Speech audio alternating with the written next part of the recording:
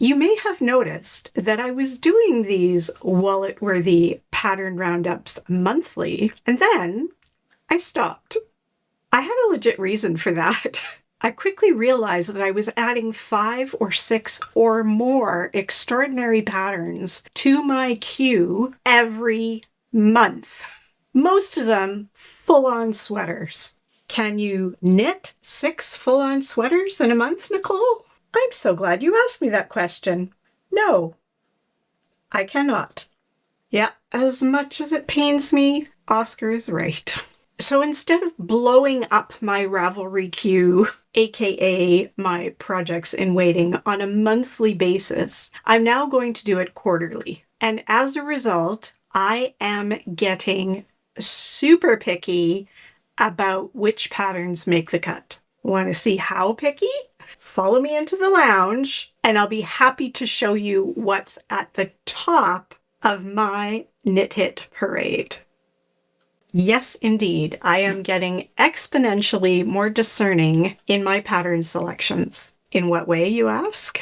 It's got to be interesting to knit, but not too complex. It's got to be reasonably modifiable. It must have a decent selection of sizes. I'm not going to recommend it to you if it only comes in 3 sizes and the biggest size is 40 inches. I'm looking at you, Vogue Knitting.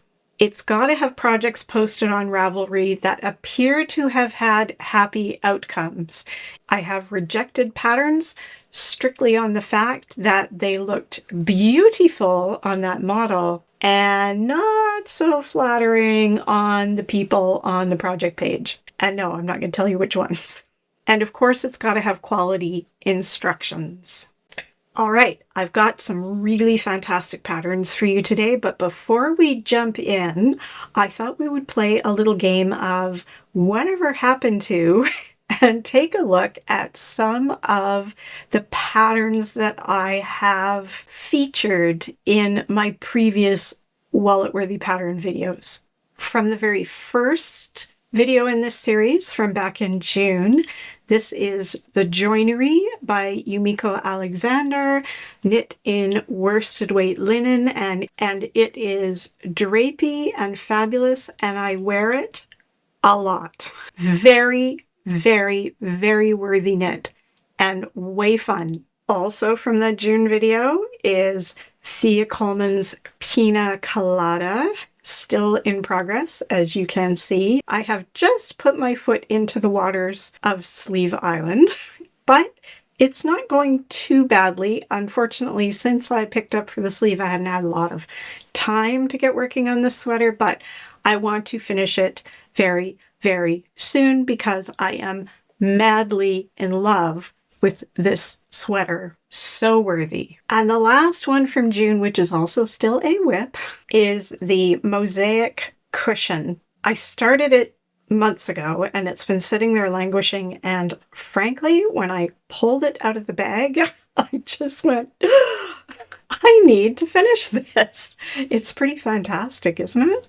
It's just turning out way better than I even anticipated. I think this one is going to be pretty exciting for just a dang cushion that's going to go on my sofa. Can't wait to see this one finished. And now my second fully complete wallet-worthy project was from July. This is the Maple Down Vest by Alicia Plummer. Look at this amazing stitch work. Isn't that something? Absolutely love this vest. I have been wearing it a lot. It has quickly become a staple to throw over a simple and comfortable shirt, and I look almost like I'm dressed up and professional-ish. Not that very many people ever see me when I'm during my workday because I work from right here and often in my jammies. Also from July, and obviously still in progress, is the interval training cowl. I'm working my way up the base of this kind of capelet sort of cowl shape. And then when I'm done the base, I'll block it and I can start doing the little embroidery crosses between the little bars that are here.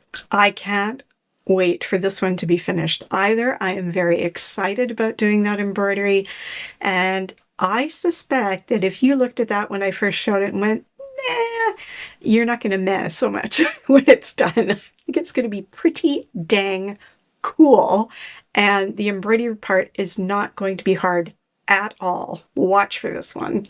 And finally, from August, I got nothing. I did knit a lovely baby blanket for that baby for whom I was going to knit the Dogwood Slippers by Tin Can Knits. I ended up doing a blanket instead. Long story. And I still intend to do those slippers eventually. However, that baby is not even quite a week old as I film this. And when I went to see him, yeah, it's a him, and he is super cute for a fresh little human. His little feeties are so teeny that there's really not much point in doing booties for them just yet. All right then, finally we're going to talk about what you came in here for, and I'm going to start with a cardigan that is the only project in today's wallet-worthy patterns that has no color work, and that is the Bolin Cardigan by Norah Gaughan. Norah has been designing for over 40 years. And for almost every magazine, Vogue, Barocco, Interweave. And she's also written at least 6 amazing books. And I happen to have 3 of them. This is the oldest one of hers in my collection. This is from 2006, Knitting Nature. There are many spectacular patterns in this book that I have been pining to knit, but haven't gotten around to yet. This Twisted Stitch source book is one of my absolute favorite resource knitting pattern books. I get so much inspiration from this book. It makes my head spin. I know what you're thinking. Nicole, stop showing me all these great books that I need to buy. You are costing me money. I hear that a lot in the comments. And yet another super cool inspirational book is this Knit, Fold, Pleat, Repeat, which is where this pattern for the ladder cardigan came from. Hence, I thought I would wear this today. If you want to see some things that are new, modern, different, but completely doable, this is the book.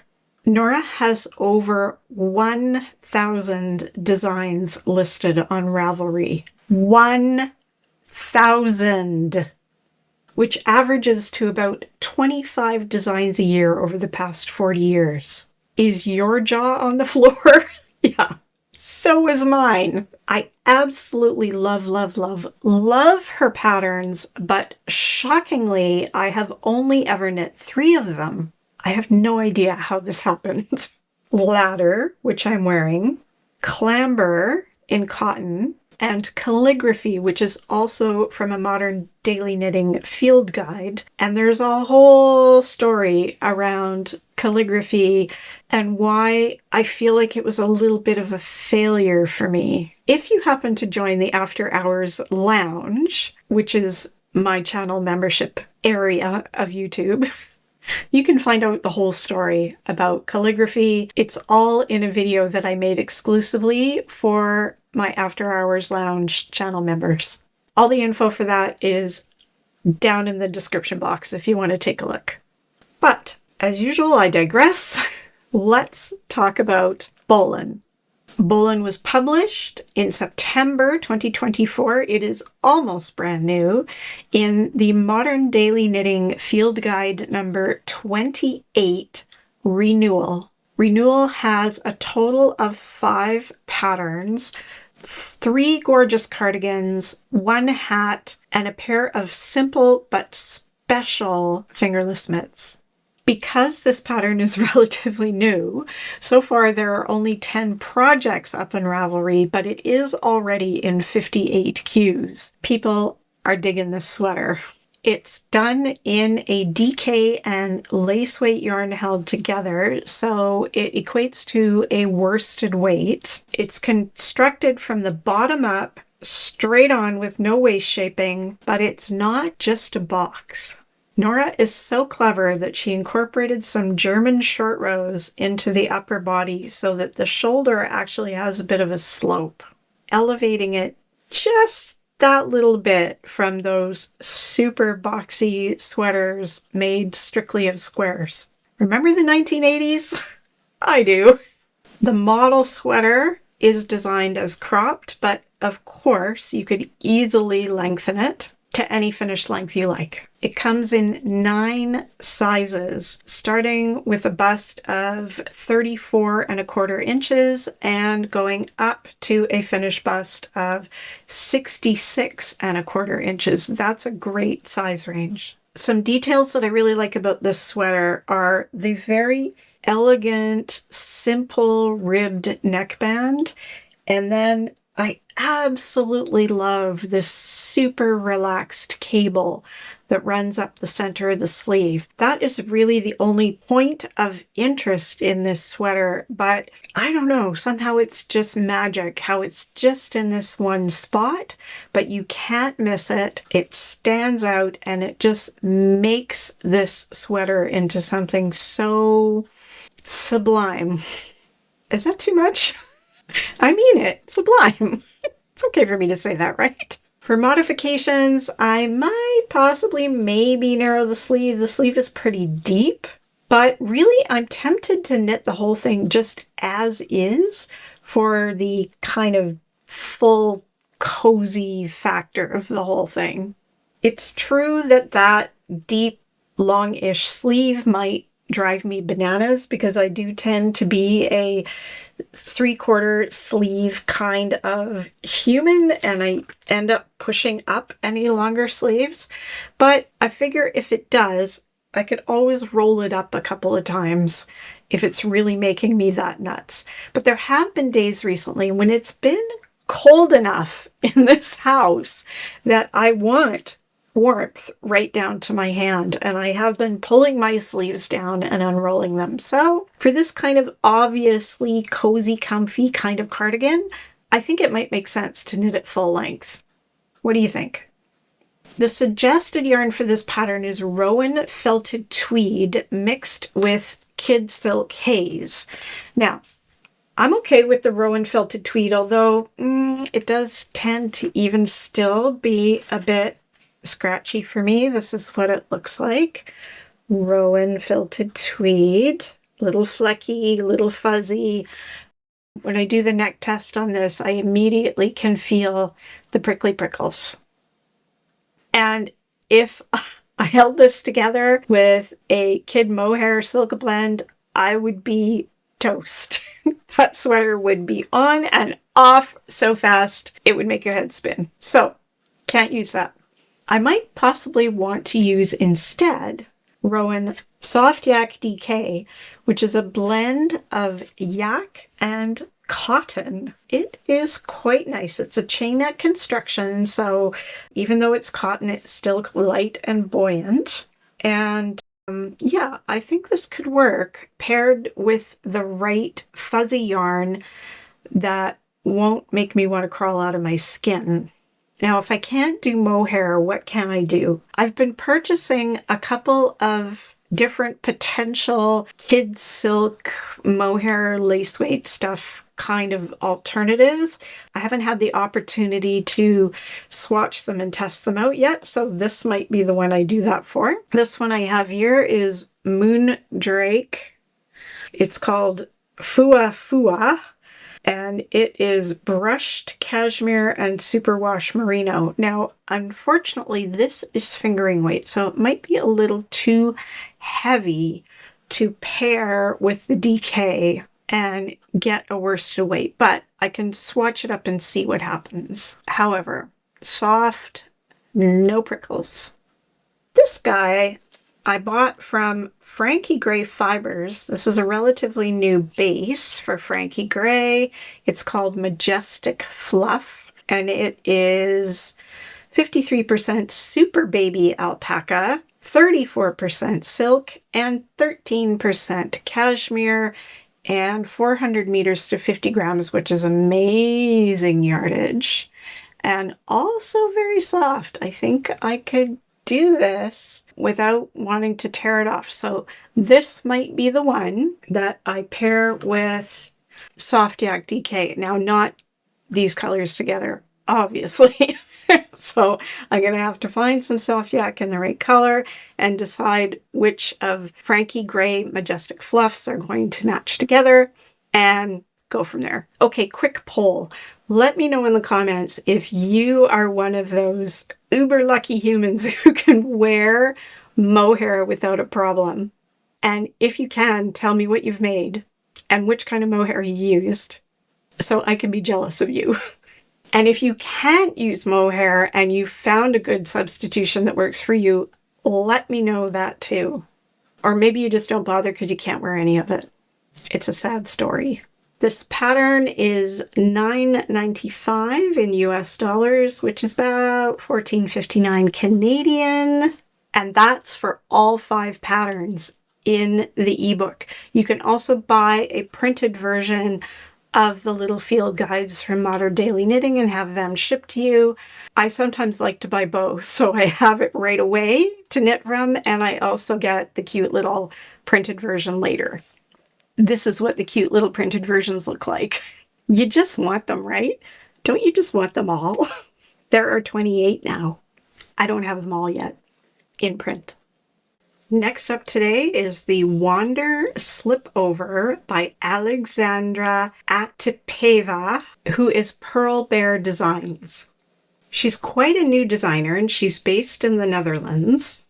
She only has 7 designs so far, but her very first design, believe it or not, appeared in Lene magazine, issue 19 from December 2023, which I just happen to have. That's not too shabby for a premiere design. This is it right here. It's called Crisp Morning. Anyway, this is not the pattern we're here to discuss. Let's wander back to the Wander, shall we? This one was published in April 2024 as a Ravelry download, relatively new.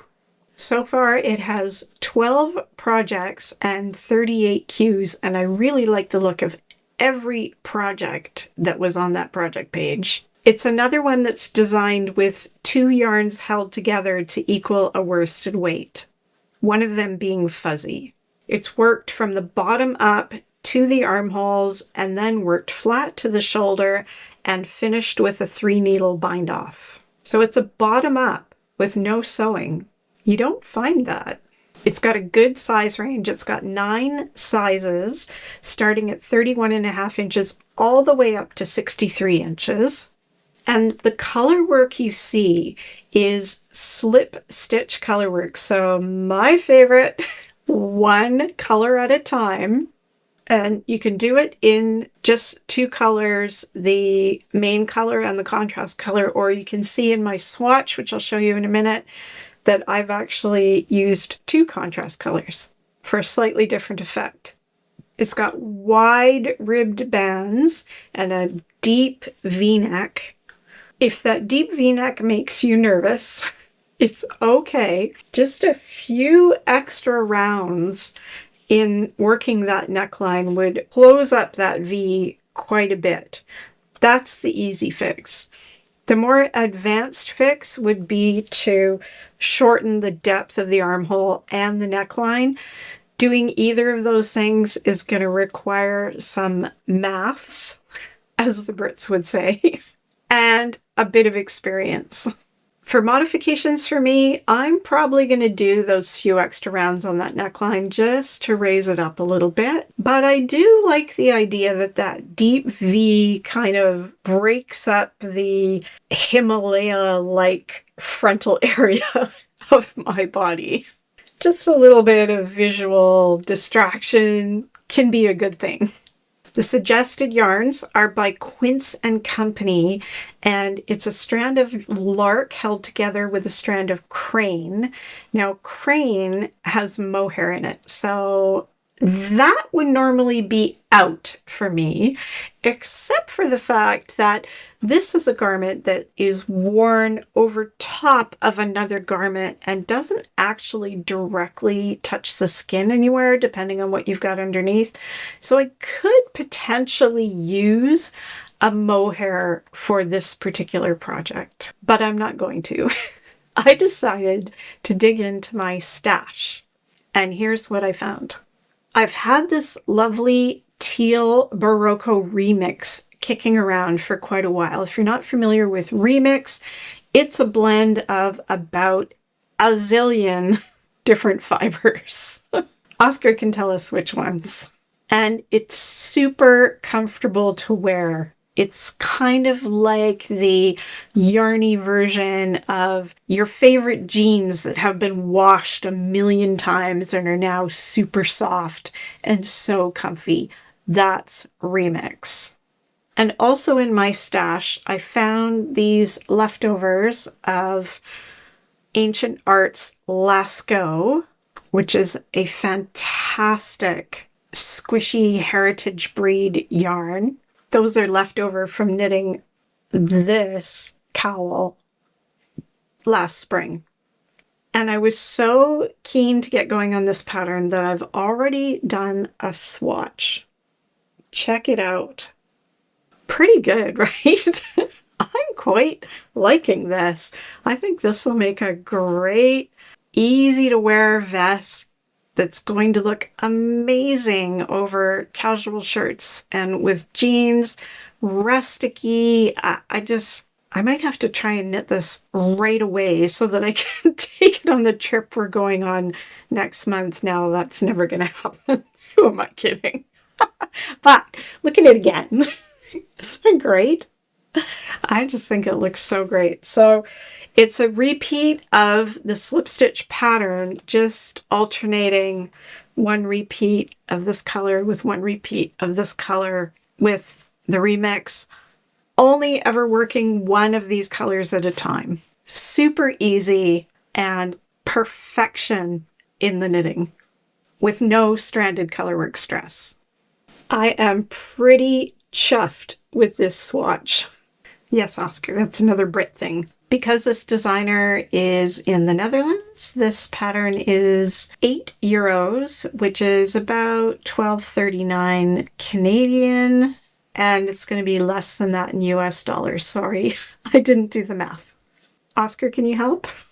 There's lots of instruction in here. There are 14 pages of instruction with lots of white space, and on every page there are stitch count checkpoints outlined in boxes so you don't forget to check your stitch count as you go.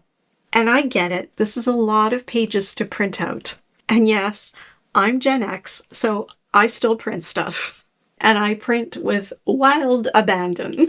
I know, I'm a little sorry for the trees.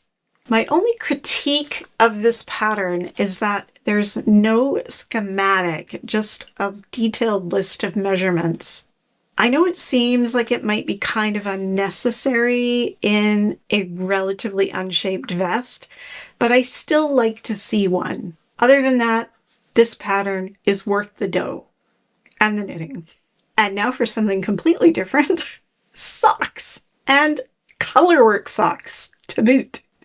This is Jungle Flowers by Jennifer Beaulieu. I'm assuming that's how she pronounces her name because she lives in the US. So that's the English pronunciation. Jennifer is primarily a sock designer. She has 48 designs, which are mostly socks, and she is a colorwork monster. Creative stripes, slip stitch, stranded, you name it, and she loves bright colors, as you can see here. Bright colors are not personally my jam, but I love so many of her slip stitch designs.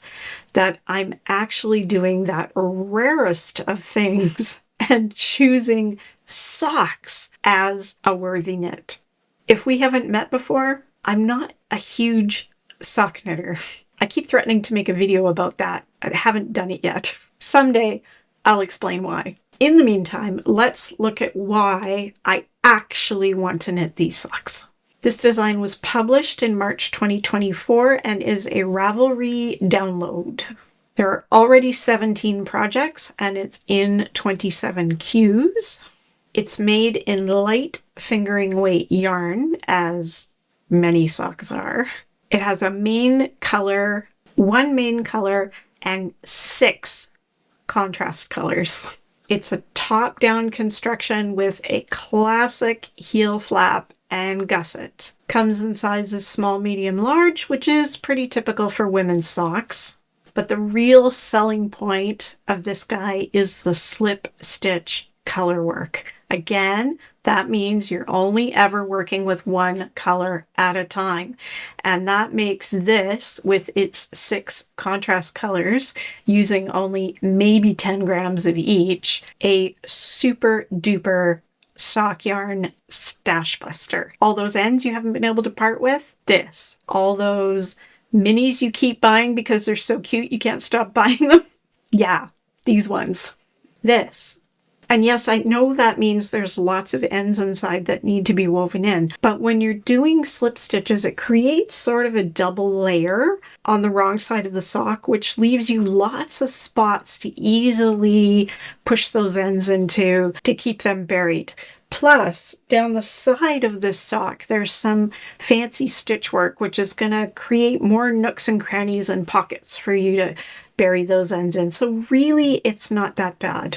For modifications for me, I would work a folded hem at the cuff because that's what I like on my socks. I don't like ribbed cuffs on my socks. And I would do that in top down as a tubular cast on, double knit the hem, and then knit those 2 layers together as I start working the leg. No sewing required for a top down sock with a folded hem. You gotta like that.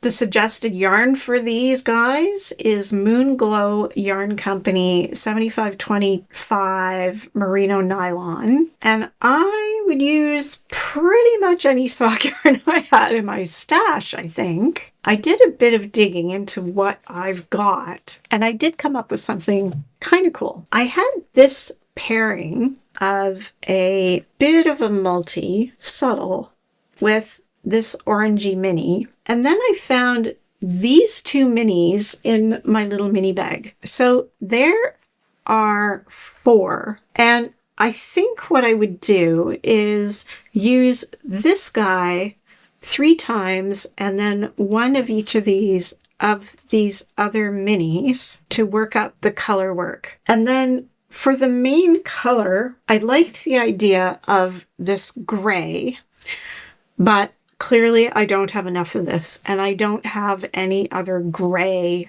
sock yarn. But what I do have is this greeny purpley.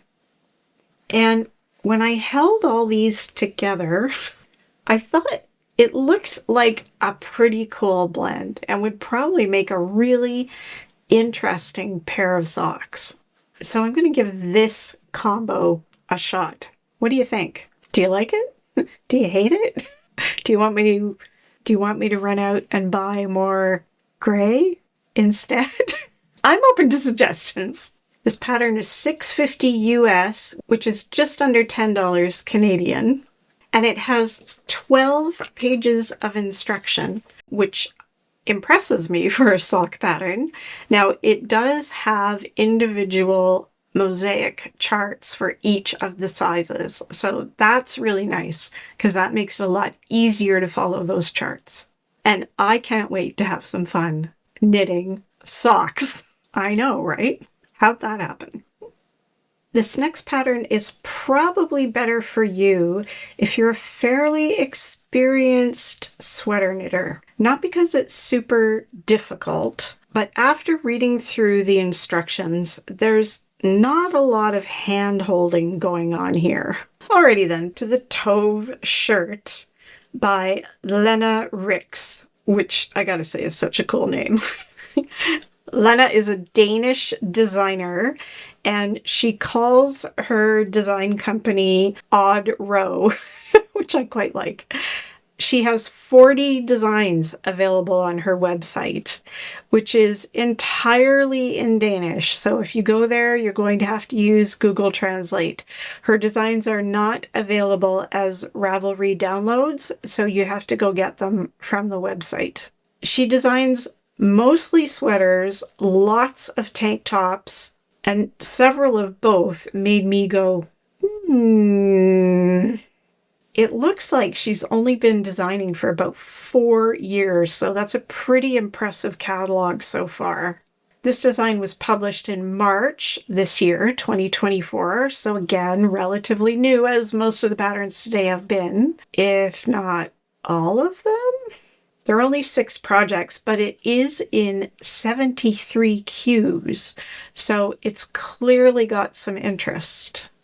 It's yet another one of those double up a regular yarn with a fluffy one. In this case, 2 lace weight yarns, one of them fluffy to equal a DK weight. The construction is really interesting. It's top down, starting with the collar, and then working the mosaic colorwork at the shoulders and work down from there. And then the sleeves are picked up at the end, and a tiny little bit of mosaic is worked at the top of the sleeve as it's worked down, so that the mosaic actually continues past the shoulder point, just down over the cap of the sleeve, which I think is a really cool detail. And it has a little bit of optional waist shaping. It comes in 8 sizes to the smaller end of your standard size range. So it starts at finished about 30 inches up to 51 finished inches, but the designer says that this fits up to a 55-inch bust if you wear it with a couple inches of negative ease. And I'll show you what it looks like with negative. This obviously doesn't have negative ease, but I'll show you what it looks like with negative ease in a minute. It's not bad. So it's not the best size range in the whole world, but it does go all the way down to a 30. So it's a little more inclusive at the smaller end, which is something. She explains that this was a reworked kind of 60s, 70s vibe vintage pattern, so that might explain why the sizing is kind of shifted down a notch from what's normal today. And it's got that buttoned polo collar shape that I really like to wear. I love to wear a collar. And I'm digging the really simple mosaic colorwork at the shoulder and the cuffs. For modifications, there's not going to be any of this blousiness in this pattern for me. I'm already blousy enough. Maybe I'll leave a smidge at the cuff, but not at the bottom hem. And I would also finish it up a bit shorter so it sits more like the higher hip. Here's a version of it that I found on Ravelry by a maker named Teresa, and you can see she's done exactly what I've described. She has not knit the blousy sleeve, she is wearing it with negative ease, and she doesn't have the blousiness at the bottom, and it looks really good. Well done, Teresa. The suggested yarn for this pattern is Isaiah Spinny and Isaiah Silk Mohair. Lovely yarns. Can't wear either of them because of my very uncooperative princess skin. So then it was, well, what could I use to knit this? Because I do want to knit this. And I really had no idea. I didn't have anything in my stash that was going to work. So I went on a shopping expedition to my local yarn store, Beehive Wool Shop, and I came home with Sanna's Garn Duo, which is a merino and cotton blend. Yes, another cotton blend. And I really like the look of this yarn. You can see that it's solid, but a little bit not solid just because the way the two different fibers take the dye. It's got just a very subtle bit of marl to it. And I can absolutely wear this blend of merino and cotton against my skin. And then in my stash, I found this hand-dyed DK weight merino yarn, and it is made by Color Adventures, which is a small dyeing company up in the Okanagan of British Columbia, kind of southern central-ish BC.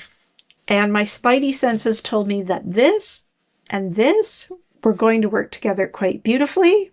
And ta-da! I was right. How great is that?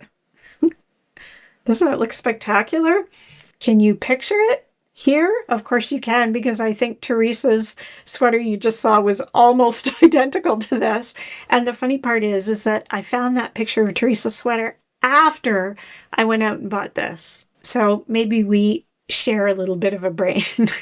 Anyway, I'm very pleased with how this multi-yarn is working in combination with the cotton blend.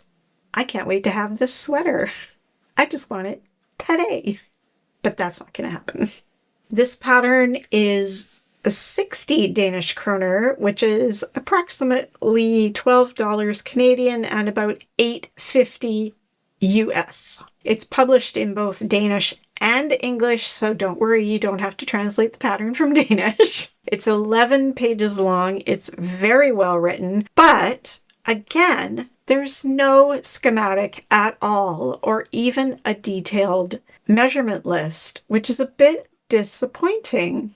I'm wondering if it's maybe because it's a top-down and the lengths of the sleeves and the body are controlled by the knitter in a top-down pattern, because you can try it on and stop when it works for you. So it's not quite as critical to know those measurements ahead of time so that you can adjust them. So I'm going to give it a little bit of leeway on that point and say that the fact that it doesn't have a schematic is not a deal breaker, which normally for me it would be. But I'm forgiving it because I want this in my wardrobe today. I saved my favorite one for last. I am so smitten by this design, and I'm about to tell you why. This is the Cuslett, which is a cardigan by Jennifer Beale. I am very excited about this designer. I've actually spotted some of her patterns previously and tucked them away into my favorites because I loved them so much. But her name didn't ring a bell until I went in to research her a bit for this video.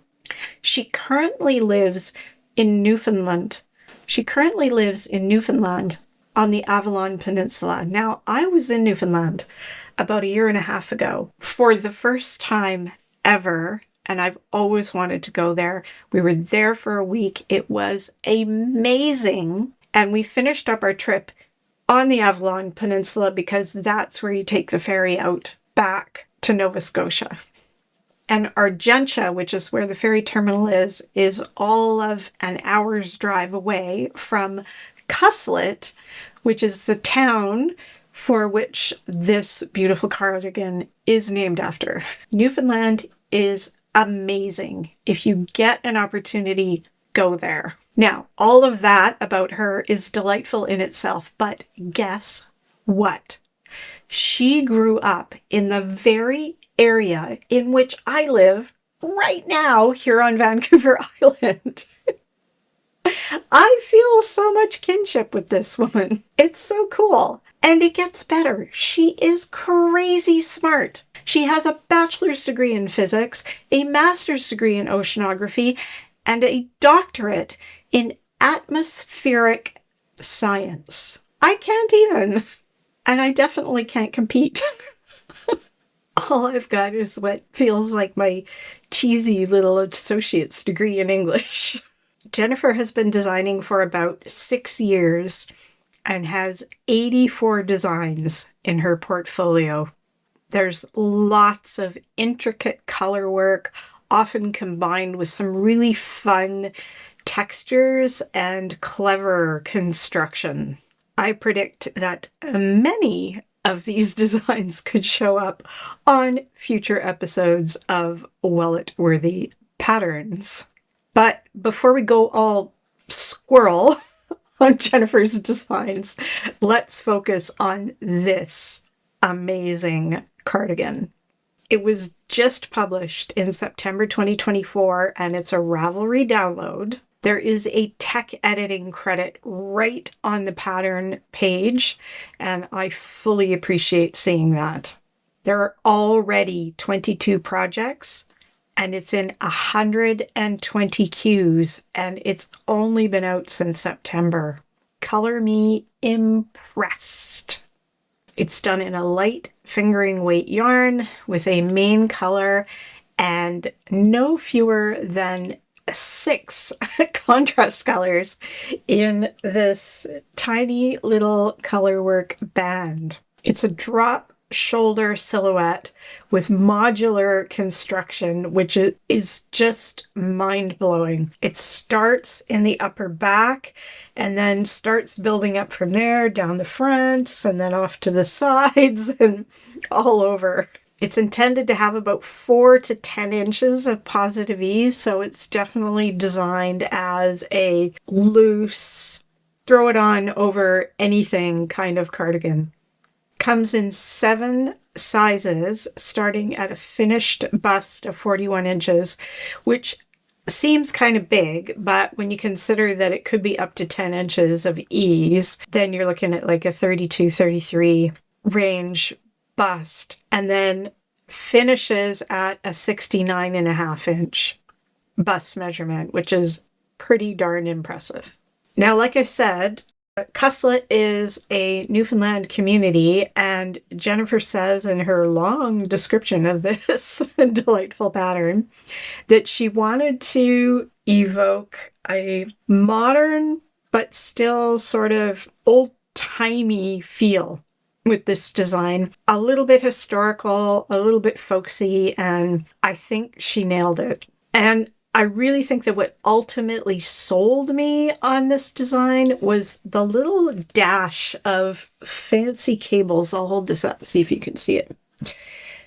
See, right here, there's a cable section right there, and then there's another one up over in here, the same little cable.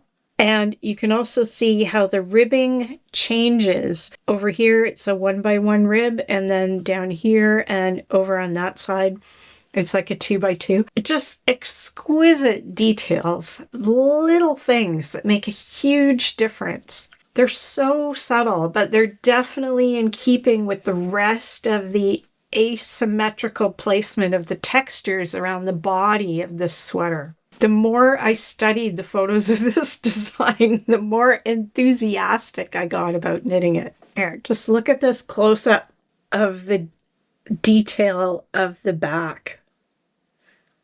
The sweater is just exciting to me. Now, for modifications for me, I am definitely going to replace this stranded knit band with some kind of mosaic motif so that I can stick to one color at a time, because that's my jam. It's not that I can't do 2-color stranded knitting. I can.